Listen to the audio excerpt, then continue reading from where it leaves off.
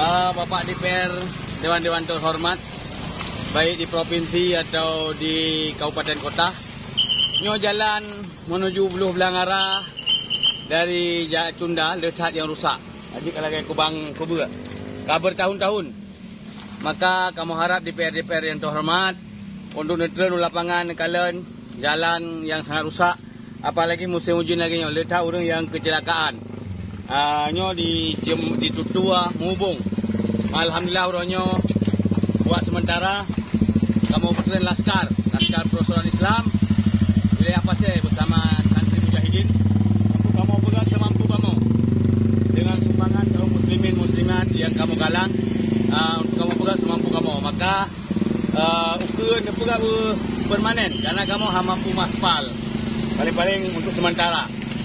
Di DPR kamu harap untuk terjun, mudah-mudahan akan anggarkan jadi bertahun-tahunnya DPR na di wilayahnya. Kemudian di kecamatannya na DPR, baik DPR A maupun DPR K. Oleh karenanya kamu harap bernetron dan menancip pemerintah bernepegat jalan untuk masyarakat. Sekian, Assalamualaikum warahmatullahi wabarakatuh.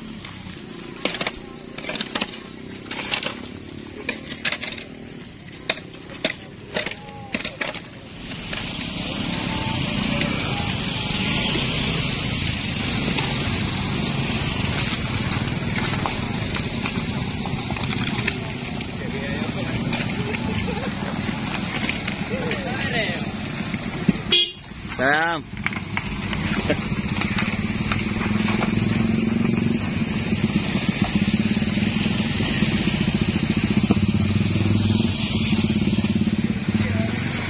Jadi FPI bakti sosial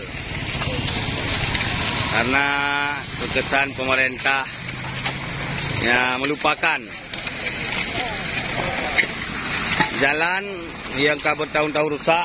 Karena jalannya dilalui oleh ramai orang, sekalian keban padat motor. Cuma pemerintah katanya maka terpaksa payahna kitanya terjun.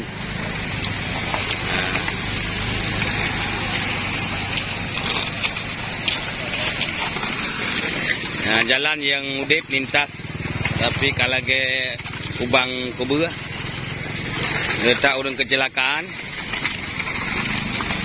Maka kita yang terjun untuk tak bantu jalan supaya begot. Mudah-mudahan masyarakat beraman bak lalui. Ya, cibi kata-kata apa? Kami dari relawan Persaudaraan Islam. Nyan bu awak kerja. Telah. Nyan. Suatu jalan. Nyan awak kerja. Nyo kedua apa lari yuk? Pemerintah.